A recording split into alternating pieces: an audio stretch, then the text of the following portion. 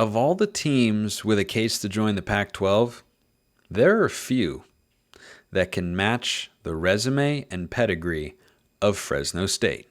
Let's go. Locked On Pac-12, your daily podcast on the Pac-12 Conference. It's the Locked On Podcast Network, your team every day.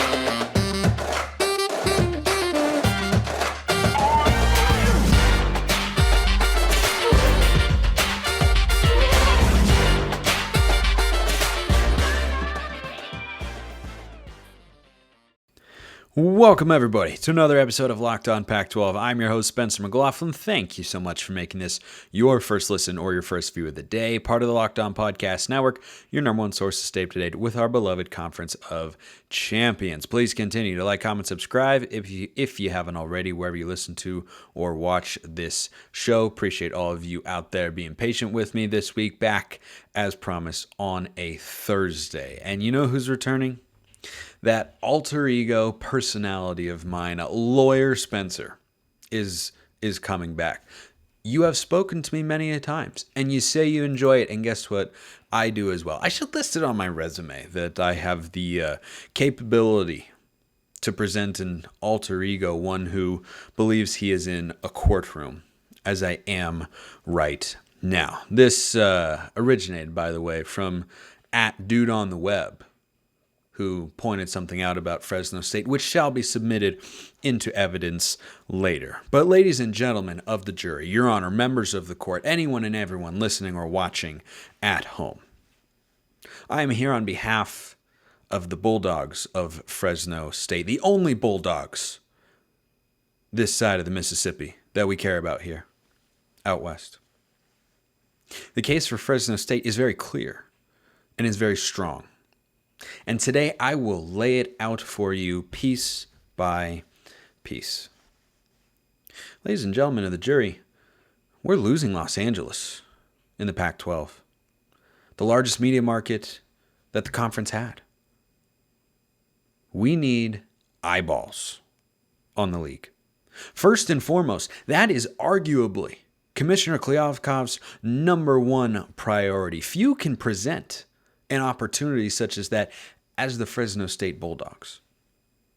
Your Honor, I'd like to submit into evidence something I brought up in our pretrial hearing earlier, a motion to add the following quotes and information from one Bob Thompson, a retired president of the Fox Sports networks, a man whose credentials are readily available and without question qualify him to speak on such a matter.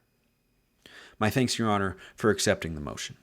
Bob Thompson pointed out on a radio hit recently that Bakersfield, Fresno, and Sacramento, not exactly the hubs of California that Los Angeles, San Diego, Anaheim may be, they are not perhaps the most well known, but still in that area. There are approximately, according to Mr. Thompson, 2.3 million TV homes, which is what we're trying to accomplish here, is it not? Are we not trying to get as many viewers back as the conference will be losing without Los Angeles in its primary viewing picture? Is that not what we're trying to accomplish here? I believe it is. Mr. Thompson went on to point out that the brand of Fresno State, the support of the fans, and the support of the administration points to them doing this the right way. I couldn't agree more. He said, quote, "It reminds me of Utah, the way that they're going about it. Not afraid to go up against Power 5 programs, winning at a high level at the Group of 5 level in the Mountain West, where the two-time defending champions once resided of our beloved Conference of Champions." Ladies and gentlemen, the case for Fresno State begins there. It does not end right there. Because when you are adding a team from the Group of 5 level to the conference that is at the Power 5 level in the Pac-12, what are you going to run into from an obstacle standpoint in the media and in the hearts and minds of college football fans all across this great country? The perception that your conference is getting significantly weaker. And at some level, that's probably true. But you have to do what you can in a sport where perception matters more than any other sport in the world because of how many subjective things play into a program's success or a conference's success over time. Ask yourself this question when considering adding a group of 5 school who you would want to be able to compete as soon as possible. Which group of 5 program out west has been the biggest thorn in the side of Pac-12 teams? Which team out west from the group of 5 ranks would strike the most fear into the hearts of Pac-12 fans, coaches, and players all across the Conference of Champions when examining the gridiron? The answer is Fresno State. Fresno State, who in 2021 went into Autzen Stadium and very nearly beat the Ducks, a place they have seldom lost over the years. It was Fresno State who went into the Rose Bowl, playing a good UCLA team, riding off of a win against then number 16 LSU with Dorian Thompson-Robinson, and fell to the Bulldogs of Fresno State. It was Fresno State who, just this year, defeated one of the better 7-5 teams we've seen in the Pac-12 in quite some time in Washington State in the Jimmy Kimmel LA Bowl, 29-6, solidifying the case I am presenting to you here today, or rather the specific point, which is that Fresno State is built to compete in the Pac-12, and they are built to compete right now with the players they have, the roster they have, the recruiting capability that they have. Imagine what the Bulldogs could accomplish if they were admitted into a Power 5 league. Just imagine. That win over Washington State solidified the argument that they would have been a relevant competitive team in the league this year.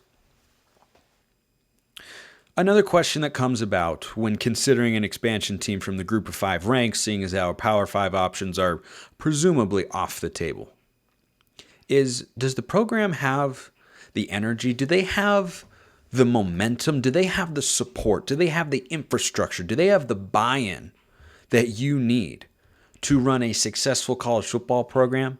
Because if your program doesn't have it, someone else is going to. That is true in every conference in America, in every league, at every level.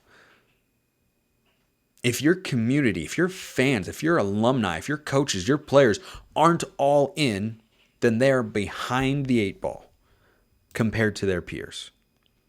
This will not be a problem at Fresno State. This would not be a problem with a program that consistently has strived for excellence on the football field.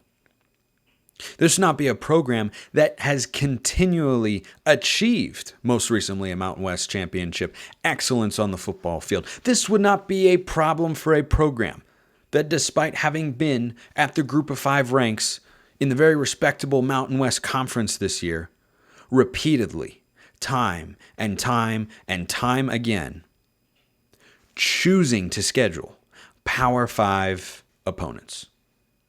That says something tangible and notable about Fresno State you should be aware of. And I will tell you, after I tell you all about the wonderful people at BetOnline, your number one source for sports betting info, stats, news, and analysis. Get the latest odds and trends for every professional and amateur league out there. They've got every sport you could ever need. NFL postseason, Major League Baseball is not far away, the NBA, college basketball, we've got it all at betonline.net. If you love sports podcasts, you can find those at BetOnline as well. Chances are some of you do, since you're listening to or watching this show right now, which I appreciate. We're always the fastest and easiest way to get your betting information. Head to the website today or use your mobile device to learn more. You can check it right there on your mobile device, whichever one that may be, whatever brand that may be. BetOnline is where the game starts. The recess has concluded, and we resume the argumentative portion of the show. And the idea that Fresno State has the desire to be good, has the desire, dare I say, to be great, is well-founded in the idea that they played Oregon State, a 10-win team, USC, an 11-win team this year in the Pac-12. They chose to play them. They took that Oregon State team, one of the best in the Pac-12 this year, with one of the best defenses in the Pac-12 this year, put up 35 points. Took them down to the final play. And were the Bulldogs scared of then in the same season scheduling Fresno State? No. Last year, or in 2021 rather, were they scared, too worried, too concerned about the perception of playing both Oregon and UCLA? No. No, they were not. They were not, because this is a culture, a community, a fan base, a program that wants to continue to build, to grow and develop, and the Pac-12 presents an opportunity to do just that. I will round out my argument for the Bulldogs today with this. It is always worth consideration how competitive a team can be in the second most important sport, which does indeed have kickbacks for the league. Getting into March Madness, something the Pac-12 is going to struggle to do this year. That is something the Fresno State basketball team will be capable of. 20-win seasons have become commonplace for Fresno State. In the Mountain West, that is extremely strong in the basketball sense. They have a number of exceptional teams and programs. And they have shown an ability to win. And if they are put into the Power 5 ranks, now their competitive level, the energy around that program can only go up. TV market size, competitive relevance, the energy and drive to compete and grow and win at a high level. Bob Thompson of Fox Sports said it best. It reminded him very much of Utah. And we humbly ask that you consider Fresno State for these reasons as your newest member of the Conference of Champions. Thank you. I yield my time, Your Honor. All right. I will never get tired of doing that. Send me any team you want. I'm having way too much fun with it.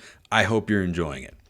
Fresno State is a really strong candidate here. I mean, really strong. Now, that is not, I'm going to repeat, it is not a guarantee that they get added. But I can't see how they're outside the top 3. But I could see them being number 3 for this reason and this reason only.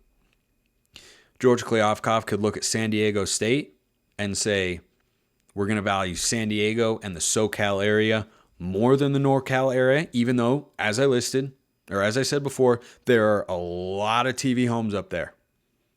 There are a lot that you could try to get access to.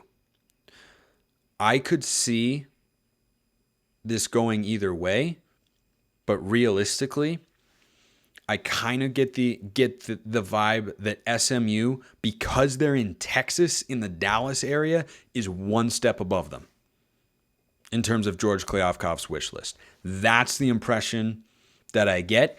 Frankly, it's mostly a gut feeling. But Fresno State has the most ready-to-compete football team. They're losing Jake Haener, so we'll see how they rebound at quarterback. I would look at Sam Heward. He's still in the portal last time I checked. Let me double-check that as I record the show. Doesn't look like he's found a home just yet. I'm just saying, Fresno State adds Sam Heward, they could be competitive again. They beat a Pac-12 team. They've beaten a Pac-12 team 2 years in a row. They've played other ones close. And they've been doing it from the Mountain West the whole time. Just saying. Okay, time to move on. David Harper, loyal Husky fan, riding with me here on the show, which I greatly appreciate. Appreciate all of you. I like having fans from a number of different programs watching the show, asking questions, and he wants to know about his Huskies. Can we talk about the expectations next year for UW when you consider pretty much every key player on offense and defense are coming back? Why, yes, David, we can. And he brings up a really important point. This is an 11-win Washington team that doesn't have a couple key guys coming back. They've got like all of them coming back pretty much. Braylon Trice, I saw something the other day. He was like one of the 3 or 4 highest graded edge players in the country according to PFF. Zion Tupuola-Fatui, he's back. Michael Penix, he's back. Roma Dunze, yeah, he's back. Well, wait a minute. Those were, checks notes, most of Washington's key contributors this year? Look at that. You're correct.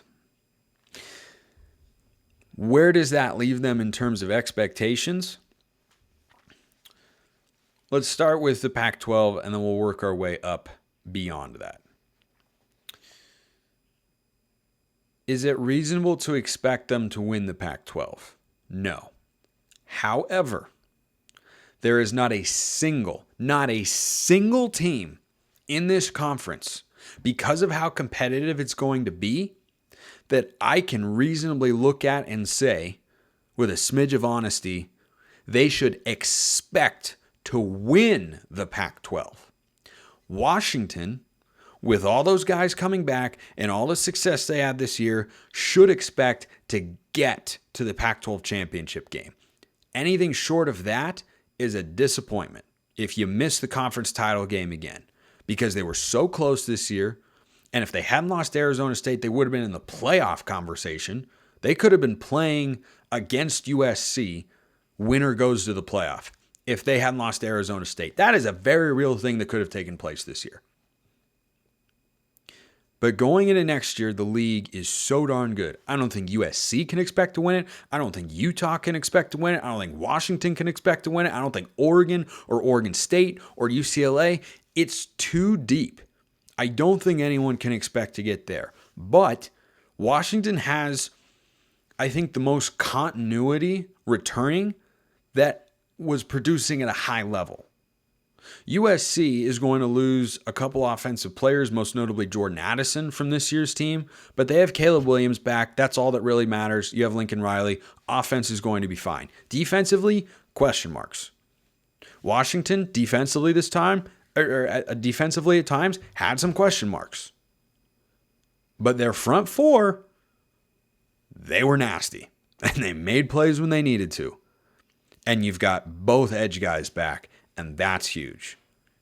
And I think from a locker room standpoint, Michael Penix coming back after leading the country in passing, a guy with an injury history who is choosing to play his 5th year of college football instead of capitalize on the momentum he's got right now, which would probably result in him being, I don't know, a mid to late round draft pick in the NFL, him choosing to come back, that galvanizes a locker room in ways I don't know that anybody can really quantify unless you are in the locker room and you talk to every single player about it. But that can even go, that can have an effect beyond even what those guys are realizing, because that sends a very clear message. We're coming back, and we're coming back to compete. Not coming back just to play. We're coming back because we think we can win, do special things, do it at a high level. And based on what they showed this year, totally capable. Now, in an upcoming show, probably tomorrow, I'll start diving into the schedule, which came out. Oh my gosh, so excited. I need football already. Spring football, even spring football will do. Anyway, we'll get there before we know it. But I think expecting to get to the Pac-12 championship game, completely reasonable for Washington. How should you view it in the context of college football playoff, winning the conference, getting to a New Year's Six game? I will tell you after I tell you about Built Bars, which are a delicious treat, but don't have all the fat and calories of things that usually taste as delicious as Built Bars do. We just got through the holidays. My goal, as always, I failed on it today. I had Cold Stone earlier, which is delicious. Sometimes you just got to have a treat. But Built Bars are a treat that, unlike Cold Stone, is really good for you. Low sugar, high protein. I had one of those earlier today on the golf course as well. And guess what? Played pretty well. You know, we're not going to talk about what happened at the 14th hole, but that's okay. They're covered in 100% real chocolate. They've got 130 calories, 4 grams of sugar, 17 grams of protein.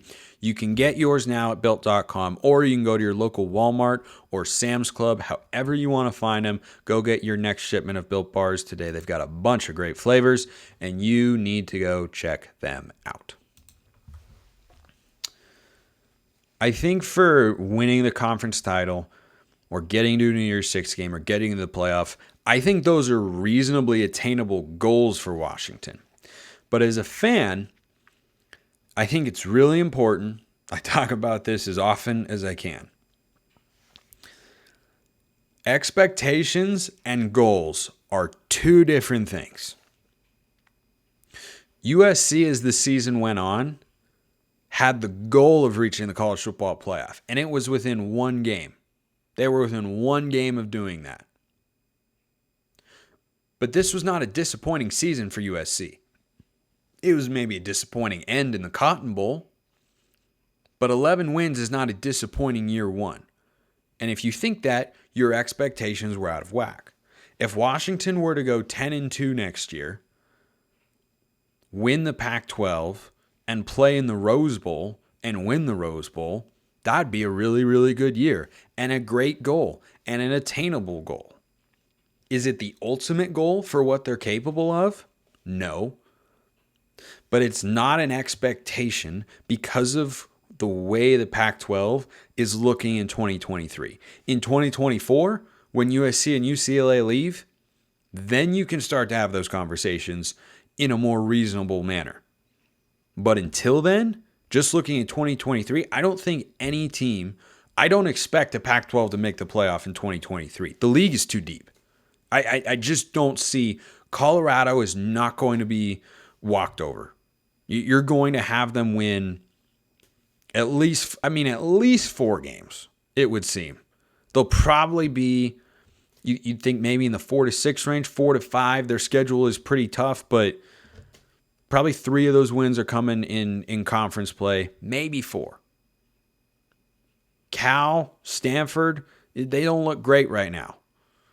I like Cal more than Stanford at the moment. But when that's the bottom of your conference, like what's Arizona going to be? Arizona State might struggle next year, but they've had a bunch of transfers. They've been bringing in a lot of talent, and that was a team that people were kind of rolling over this year. But when the top 6 in your league are USC, Oregon, Washington, Utah, UCLA, Oregon State, it's just a gauntlet and a half. It's just so difficult, and it's the same problem the Pac-12 has had, but they're in such a great place right now because they have a lot of really good teams. The question for Washington or a team like USC or Oregon will be, they were good this year.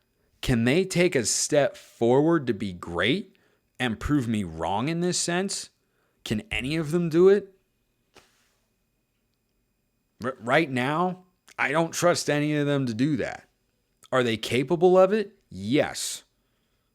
They are in theory capable of it, but it's a tough thing to do. Remember, to get into it's still a 14 playoff in 2023. You can lose one game.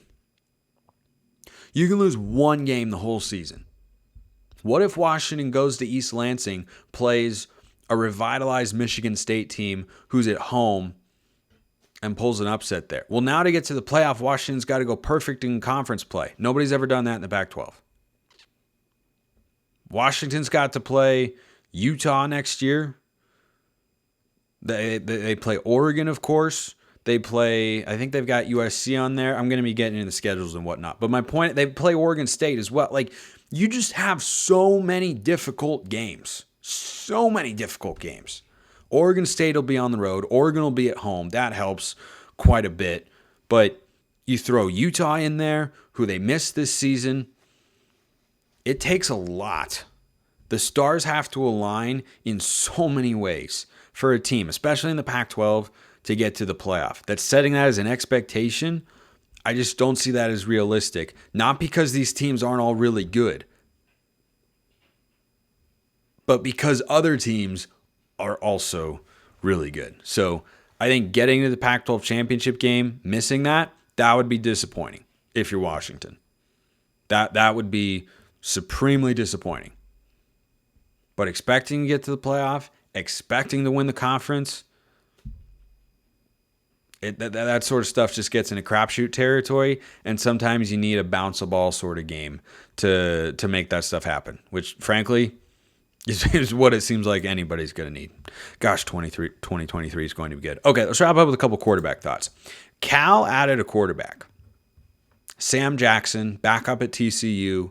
They'll probably be going with Chandler Morris, I imagine, there in Fort Worth for Sonny Dykes in year 2 with Max Duggan in the NFL. Jackson is probably going to be Cal's starter. They lost Kai Milner. He transferred, I think, to an FCS school. I think he went to NAU. I could have that wrong, but I think that's right. And Jack Plummer went in the portal.